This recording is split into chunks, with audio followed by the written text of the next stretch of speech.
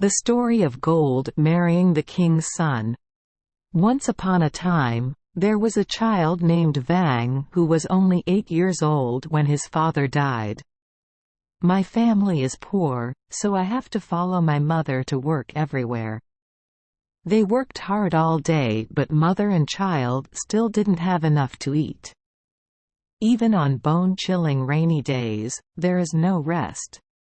Many times, Vang only drinks water to go to bed, and also saves some cold rice for his mother. The mother felt more pity for her poor child. Days passed. That year Vang had grown up and was also old and weak. Vang works alone to support his mother and himself. Sometimes Vang even helps his neighbors. Although the work is hard and the stomach is hungry, everyone who asks for anything, Vang tries his best to do it. Always happy facial expression. That's why everyone in the neighborhood loves Vang. His good reputation spreads far and wide. The king heard that Vang was doing well and was good at business. One day, he sent soldiers to call Vang to roof his house. Vang came and climbed up to the house immediately. While taking down the roof, he saw a girl sitting in the yard weaving cloth. Vang wanted to know the girl's face, so he tilted his head up to look up. But the girl was still looking down at the cloth, her hand swinging around. Vang thought of another plan. Take a piece of string and cut his hand so that blood would flow onto the cloth. But in vain, the girl still calmly handed over the shuttle. Seeing that Vang was not done, Vang became even more impatient and boldly called out, "Miss, please give me a rag to tie up the cut so it doesn't bleed." This time the girl stood up, went to find a stick, tied a rag to the end of the stick, then slowly raised it to the roof but still didn't look at Vang. Seeing that the tip of the stick was close to his hand but she did not raise her face, Vang pretended to call out, "Miss." "So, this place." The girl thought she was holding it in the wrong place, so she raised her face and looked up. Vang saw the girl's beautiful face appear. That night, Vang went home and told his mother, "Mom, today I went to roof the house to show the king that his daughter is very beautiful. Mom went to ask me to marry her." When she heard that, she couldn't help but be surprised. After a moment, she sighed, "My mother and I are poor. What king would give his daughter in marriage?" But Vang kept begging his mother. Finally, to please her son, she went to ask the king. Before Mother Vang could finish her words, the king got angry and scolded her, "You are so lying. Dare you ask my daughter to let you hug your house to that ragged bastard? Where are the soldiers? Take the old woman into the mortar." The soldiers obeyed. Mother Vang was beaten to death. She begged and begged the king before he agreed to let her go home. When his mother left, Vang couldn't sit still at home. His stomach felt like it was on fire. "The gold is gone and I look back again."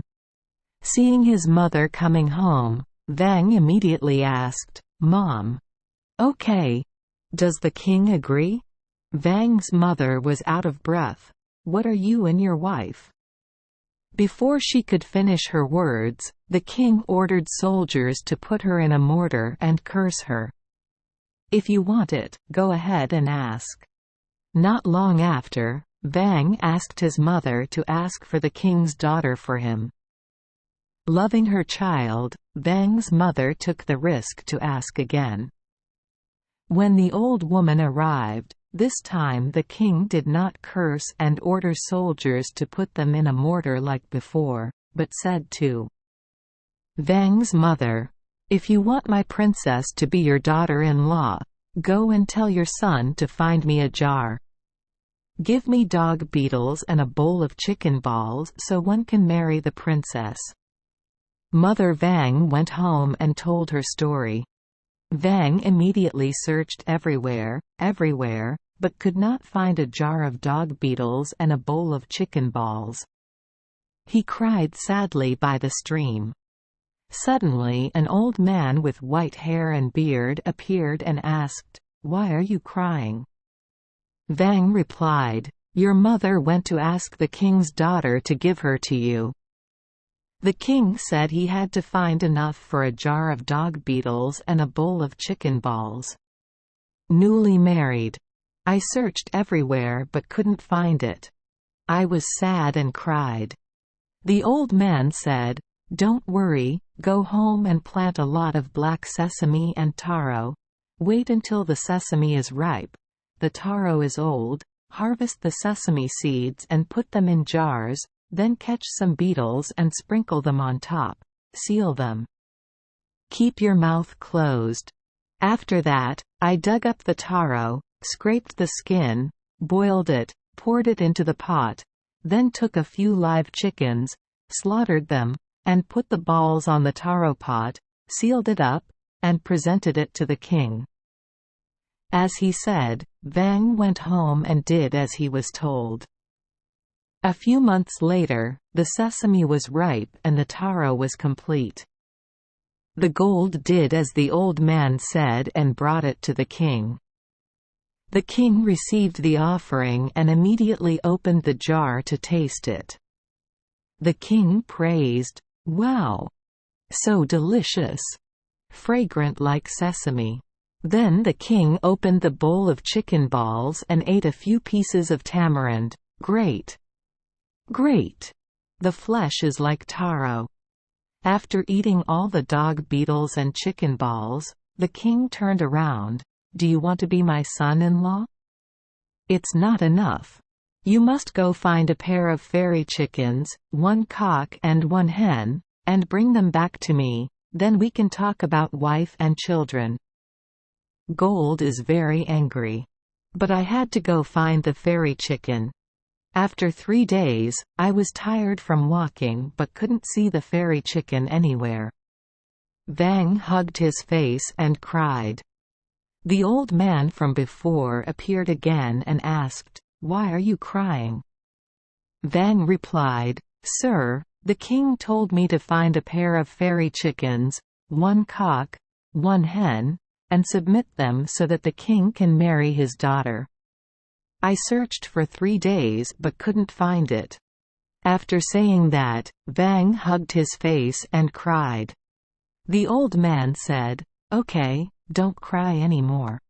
Near my house there is a stone cave, inside there is a fairy chicken couple. Every day, at noon, the couple goes to the cave entrance. The husband's chicken stood on one side crowing. The wife's chicken stood on the other side listening. The nephew came to wait and catch him.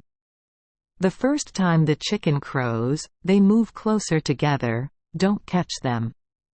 The second crow crows, they move closer together, don't catch them. At the third hour, they came together, I caught both of them and had a fairy chicken to present to the king." The next day, Vang went to the cave to sit and wait. Right at noon, the cave door slowly opened. The fairy and the fairy hen came out, each standing on one side of the cave entrance. The majestic rooster stretched its neck and crowed for the first time, and they moved closer together. Gold still sits still. With the second crowing sound, the pair of chickens clung together a little more. Gold still hasn't moved. With the third crowing sound, the rooster and hen moved close together. Only then did Vang rush in and grab the chickens' leg. But strangely, the chickens were extremely strong. They pulled Vang's hand into the cave, and the door immediately slammed shut. Vang's hand was clamped and it hurt so much that he tried to pull it out, but the more he pulled it out, the more it hurt. One night, the mother at home didn't see her child come home, so she became impatient and went looking for him. Walking and walking until she reached the cave, she saw her child lying at the cave entrance and asked, "What's wrong? Why is your arm pinned, Vang?" Vang replied with a smile, "I found the fairy chicken. He pulled me in, I was still holding on to his leg, trapped. Mom, help me." Vang's mother felt both sad and angry, blaming her child. "That's what I told you. I'm from a poor family, I want to marry the king's son." Last time the king forced his son to give him bugs and chicken testicles. This time he forced him to hand over fairy chickens to the point that he was stranded like this. Having finished speaking, she grabbed him and pulled him out. "But no matter how I pull it, it won't come out." She was so angry that she cursed. The cave god couldn't help but laugh. The cave door opened wide for a moment. Vang pulled out his hand, pulled both chickens out and returned to submit to the king. Arriving at the king, Vang knelt down and said, "Your Majesty, I went looking for dog beetles, chicken testicles, fairy chickens. I have found enough. Now the king allows me to welcome your princess to live with my mother and daughter." The king said again, "The wedding offerings you have paid are enough. Now if you want to welcome your wife, you must have a house. In this area, there is Mr. Thatch Long who has the biggest and most beautiful house. If you can do that, then come here and I will pick up the bride." The gold is back again. Arriving at Thatch Long's house, he used a stick to kick around the house to make a sound. Thatch Long heard someone kicking into his house, ran out and asked, "Who is banging on my house?" Vang replied, "The king told me to build a house as big and beautiful as his family just married the princess to him. I'm here to try." Thatch Long said, "If you marry the king's son, I will give you this house to live in." "Are you telling the truth or lying? Why did I lie to you?" Vang took a nail and hammered it into the post and told Thatch Long, "To my man, you should say it like a nail on a post." "I nailed this nail to testify." Vang went to the king and asked to take his wife to his new home. Neighbors followed closely behind, blowing trumpets, beating drums, and chatting happily.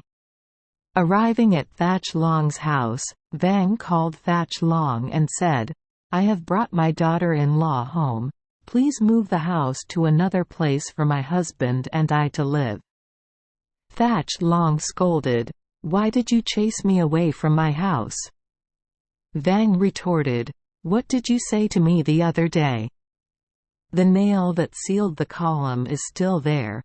If you can live in this house. If he can't pull it out, he'll go somewhere else." Thatch Long tried his best to pull it out but couldn't, so he had to go somewhere else. Vang took his wife back to Thatch Long's house, then both husband and wife went to pick up their mother. When Vang's wife arrived, Vang's mother did not believe it and asked, "Who are you to come here to pick me up?" Vang's wife replied, "You are my daughter-in-law. My husband and I came home to welcome my mother to stay with us." When Vang's mother saw Vang, she believed it, so she followed her two children to their new home. From then on, Vang's mother's family added a daughter-in-law who knew how to weave well. She also loves her mother-in-law very much. Last year, there was an enemy king from a neighboring country who came to rob me. Gold was sent by his father to fight. He discussed with the soldiers how to braid thousands and thousands of fake people with straw and place them all over the road, waiting for the enemy. The enemy came, saw the soldiers on Vang's side were enthusiastic. There were thousands, tens of thousands, so they retreated. The king saw that his son-in-law was talented and could repel the enemy without having to fight, so he immediately gave up the throne to him. Since then, the villagers have been able to do business in peace. The Vang couple lives happily together. Thank you for joining us for today's fairy tale. We hope these stories bring joy and meaning to your day. If you love our channel, please hit the subscribe button so you won't miss any exciting tales. Wishing you a good night and sweet dreams. See you in the next story.